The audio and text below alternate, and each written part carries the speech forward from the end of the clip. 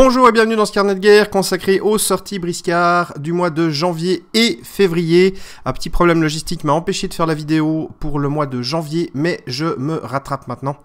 Et du coup, on va parler des sorties qui ont eu lieu durant ces 2 mois. On commence par le mois de janvier avec Kofio. Donc, Kofio... voilà, hein, c'est une figurine qui se trouve dans un coffre. Et puis, il a un gourdin à pic. Voilà, figurine sculptée par Emmanuel Bontier. Peinture Gwenel Jouy-Boulard. C'est très difficile de mettre... Enfin, j'aime beaucoup la figurine, mais c'est très difficile de mettre un avis sur quelque chose qui est censé être un peu informe. Donc, du coup, la figurine est très proche du concept et elle est géniale. Enfin, j'aime beaucoup. je vois pas vraiment ce que je peux dire de plus sur ce personnage, ma foi, dont la nature n'a pas été très avenante avec lui, en tout cas physiquement. Alors, qu'avons-nous? 60 pièces d'or, c'est un Ictien. Consti 3, dextérité 3, force 3, mental 2. 3 de mouvement, 8 PA, 24 points de vie. Armure, coffre des profondeurs, -2, 6, -4, 7 points de vie pour l'armure. Arme, étoile de l'oursin, 2 dégâts, une main contendant, empoisonne en cas de réussite critique. Bouclier, permet de relancer un jet de défense à chaque utilisation. Marteau réflexe, en cas de défense réussie, Kofio bénéficie automatiquement des effets d'un contre. I2, il ne peut pas être ceinturé. Apatride et analgique. Il y a toujours un peu de difficulté à mettre quelque chose, enfin à donner un avis clair sur un apatride, puisqu'il peut aller vraiment n'importe où, et du coup il peut servir à plein de choses dans toutes les factions. Mais on voit clairement que c'est un tank. Pour 60 pièces d'or, c'est certainement le tank le moins cher du jeu, et c'est vraiment un bon tank. Le coffre des profondeurs lui donne plein de points de vie en plus, puisqu'on retire minimum 2 points de dégâts et maximum 4, sans compter une réussite critique évidemment. Ce qui signifie que plusieurs attaques ne lui feraient potentiellement rien du tout, et ça c'est vraiment bien. Il a un bouclier qui lui permet de relancer un jet de défense, donc malgré ses statistiques assez faibles, on peut estimer que il a de bonnes chances de réussir quand même, sauf évidemment sur des figurines qui ont 7-8 de force. Et puis il a le marteau réflexe, et en cas de défense réussie, il bénéficie des effets d'un contre, donc il met une petite tatane avec l'étoile de l'oursin. Ça fera pas beaucoup de dégâts, 2 dégâts, empoisonne en cas de réussite critique, ça c'est quand même hyper cool. Mais ça veut dire que vous le mettez à côté d'un objectif, vous le mettez à côté d'une figurine qu'il faut un petit peu protéger. Enfin, je veux dire, il peut très très bien embêter profondément votre adversaire. Il fera pas énormément de dégâts, il tuera pas grand monde. Il peut pas être ceinturé aussi, ça c'est un gros avantage. Je crois que c'est la seule figurine qui ne peut pas être ceinturée, il me semble. Et du coup, vous pouvez pas simplement le mettre hors d'état de nuire avec un colosse qui le prend ou ce genre de choses. Il est vraiment très tanky et très embêtant si vous le casez à côté d'un objectif. Il peut vraiment aller embêter tout le monde. J'aurais presque tendance à vouloir lui mettre... Est-ce qu'il y a... J'ai plus les trucs en tête. Est-ce qu'il y a une arme avec allonge qui serait à une main, même allonge 1 peut-être, parce que du coup remplacer l'étoile de l'oursin qui finalement elle est pas mal, mais vous lui rajoutez quelques points de plus et puis vous avez une figurine qui emmerdera tout le monde et qui sera indésoudable à 2 brasses quoi, avec une arme d'allonge. Enfin indésoudable, non, évidemment que non, mais qui sera très forte à ce niveau-là. Donc j'ai plus tous les équipements en tête, notamment les armes et le pack d'équipements, je ne l'ai pas enregistré complètement dans ma tête. Mais est-ce qu'il y aurait une arme comme ça? Ça pourrait être une idée intéressante. Pour le reste, pour 60 points, il est vraiment impeccable, quoi. Bon, il est très laid, mais on s'en fout. Non, c'est vraiment une figurine qui est très intéressante. Pour plein de factions qui veulent se la jouer peut-être un petit peu défensif, Ça pourrait être vraiment, vraiment fort. Il y a peut-être même moyen de lui mettre... Ça, je sais plus si c'est possible ou pas. Ouais, ça fait longtemps. Hein. De lui mettre un petit canon. C'est vrai que son 3 de dextérité, bon, bah voilà. Mais en attendant, vous le mettez servant d'un canon. Personne ne peut utiliser le canon avant de l'avoir dessoudé le gaillard. Bah, votre canon, il peut vraiment... Enfin, je veux dire... votre canon, voilà, il peut rester un moment en sécurité. Il y a juste son 3 de mouvement, si vous voulez le faire bouger. Qui est peut-être un petit peu... S'il doit rattraper les autres. Bon, pourquoi pas. Après tout, ne pas oublier que on peut courir. Courir met fin à son activation. Mais comme vous aurez certainement envie de garder beaucoup de PA pour les défenses, parce que finalement, c'est là où il va être le plus efficace. Une défense, une baffe. Une défense, une baffe. Une défense, une baffe. Je veux dire, ça passe. Hein. À mon avis, il y a moyen de faire quelque chose de vraiment fort avec lui. Et c'est pour ça qu'en tant qu'apatride, en tant que tank, il peut vraiment être intégré à toutes les bandes. Je pense au Sundar qui pourrait booster ses jets avec la magie. Je pense éventuellement au Maok si vraiment il y a 1 ou 2 canons avec un Tieyang derrière pour 1. Réparer l'armure, 2. Pouvoir tirer et Kofio défendrait. Il pourrait y avoir... Chez les Kintor, je vois, ils sont tous quand même très tanky. Alors s'il vous reste vraiment très peu de points, pourquoi pas. Mais là, c'est peut-être pas... C'est un choix à faire, peut-être. C'est l'Égyptien, bah, il est très bien aussi. Hein. C'est une figurine qui est quand même... elle va être aussi très très tanky. Qu'est-ce qu'il y a encore chez les mercenaires, chez les Thuléens? Non, mais il y a vraiment de quoi faire dans toutes les bandes. C'est vraiment une figurine qu'on peut mettre absolument partout. J'aime beaucoup cette figurine, il y a plein de possibilités. Et si vous avez des idées, n'hésitez pas à laisser sous la vidéo, en commentaire, si jamais vous avez...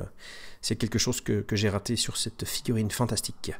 On passe à la sortie eh bien, du mois de février avec Gâte Bois. Un Kintor, ma foi, très musculeux. Avec également une grosse sacoche, une grosse valise. Sculpture Tommy Tellier. Peinture Emmanuel Pontier. Bravo à vous deux pour cette figurine. J'aime beaucoup le concept. Je trouve que le concept est hyper stylé. Et j'aime beaucoup la figurine qui est vraiment bien rendue. Il a une tête bizarre. Après, on verra dans le profil, il peut être apatride, suivant comment. Mais il n'a pas tout à fait la même tronche que les cochons habituels. Et puis, j'ai l'impression qu'il est... C'est pas une figurine qui est très grande. Il est très trapu. Mais j'ai pas l'impression que la figurine soit particulièrement haute. Ce qui lui va très très bien. Gars de bois, 90 pièces d'or, constite 5, dextérité 3, force 5, mental 3, 4 de mouvement, 8 PA, 30 points de vie, marteau, force dégâts, une main contendant, sonne l'adversaire en cas de réussite critique au lieu des dégâts supplémentaires, la botte, clé de 12, 5 dégâts, portée 4 brasses, sonne et usage unique si elle est lancée. Boîte à out, Gâte bois peut y ranger 14 PO d'équipement gratuit du livre de règles, il ne peut pas y mettre d'objets plus chers. Et SAV peut devenir apatride pour 5 PO. Encore une fois, une figurine qui peut être apatride, mais ça a un coût qui est quand même assez compliqué. Alors, Gâte bois, que dire? J'aime beaucoup l'idée de la boîte à outils. 14 PO gratos d'équipement, ça peut être très très cool. Vous lui mettez 2 poupées, vous lui mettez des gris-gris, des potions, vous lui mettez... je sais pas ce qu'il y a pour 14 PO. Ce qui manque dans cette phrase, c'est équipement gratuit du livre de règles. Enfin, 14 PO d'équipement gratuit du livre de règles. Ça signifie qu'il peut pas avoir accès au pack d'équipement? Peut-être. Peut-être pas, je ne sais pas. Le marteau, force dégâts, donc quand même 5 dégâts, c'est fixe, c'est très bien. Les potions de force, n'oubliez pas, ça fait 6 dégâts du coup. Une main contendant et en cas de réussite critique, ça fait une superbe... Sonner, c'est vraiment en état actuellement. Tout le metagame, hein, il est vraiment impressionnant avec le sonner. Petit rappel, ça demande d'utiliser un PA supplémentaire pour chaque action. Et donc du coup, il n'y a plus de défense gratuite. En contre, c'est 4 PA. En désarmement, c'est 5 PA. Enfin, ça devient vraiment très très fort. Sa botte qui sonne automatiquement et qui peut sonner à distance au cas où. Alors c'est usage unique, très bien, mais dans le doute, ça peut être lancé, pourquoi pas.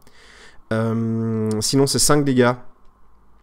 Fixe. Là, du coup, la potion de force ne fonctionne plus. Mais ça sonne automatiquement.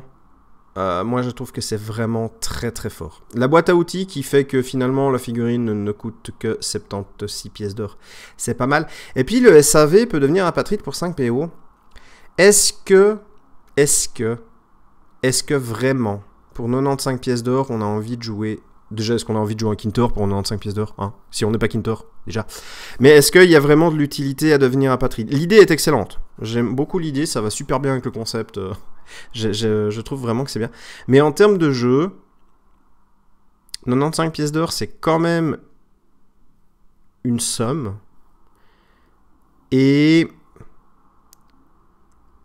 je ne vois pas tout à fait l'intérêt. À part peut-être pour des compos où il y aurait... Enfin, des bandes où il y aurait très peu de possibilités de sonner et qu'on veut absolument mettre un sonnet. Mais avec les nouvelles règles, les armes contendantes sonnent pour XPO en plus, je crois. Donc il y a des mises à jour qui ont été faites. Et du coup, je me demande quel est l'intérêt de le mettre apatride. Je le vois pas dans une autre compo que pour les Kintor. Et qui soit véritablement utile, au point de payer 95 pièces d'or pour le prendre. Là, tout de suite, je vois pas, peut-être qu'il y en a, hein, j'imagine bien qu'il y en a. J'imagine bien qu'il doit y avoir des choses, mais là, tout de suite, j'arrive pas bien à voir quel serait l'intérêt, si ce n'est pour le côté bricoleur.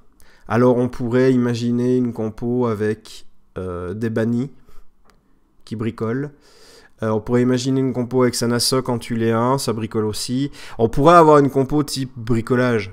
Ça pourrait être une compo à thème qui serait super intéressante à voir, avec des alliances, etc. Mais 95 pièces d'or pour beaucoup de bandes, ça équivaut quand même à des choses très précises pour leur bande et qui ne pourraient éventuellement... Enfin, je sais pas, là j'arrive pas à me projeter. Si vous avez des compos, des idées de compos où il fait vraiment partie du taf et il le faut vraiment, hors Kintor, je suis très curieux de savoir ce que vous avez concocté.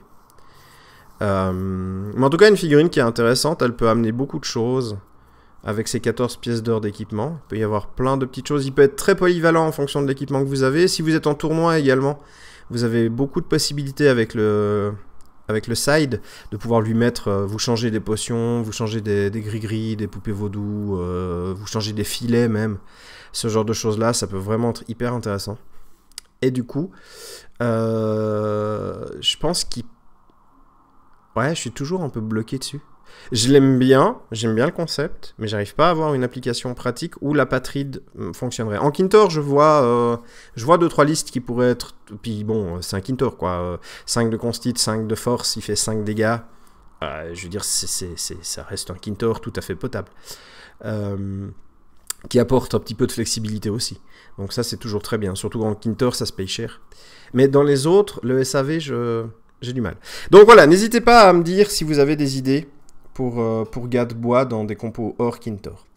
C'est fini pour les 2 sorties Briscard. On a également 2 sorties Carnage qui sont sorties. Alors pour le mois de janvier, on a Sirga.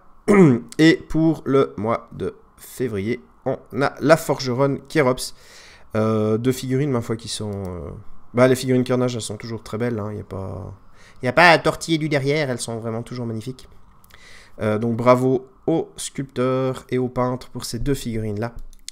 J'espère que ce rapide carnet de guerre vous a plu. J'espère qu'il vous a donné des idées. N'hésitez pas à les partager. Alors, je le mentionne là, je ne suis plus vraiment actif sur Facebook, donc ça ne sert pas à grand-chose de me nominer, enfin de me mettre un message là-bas. Cependant, si vous voulez communiquer, vous pouvez utiliser les commentaires qui sont sous cette vidéo. Vous avez également la possibilité de m'envoyer un email qui se trouve sur le Facebook du Carnet de Guerre, qui est toujours actif, hein, même si j'y vais plus. Mais bref, vous avez moyen de partager, n'hésitez pas. Le Discord aussi, le Discord de TGCM. N'hésitez pas à partager vos idées, je suis très curieux de savoir ce que vous avez trouvé et ce que vous avez fait avec ces 2 figurines-là. Merci et que les dés soient avec vous.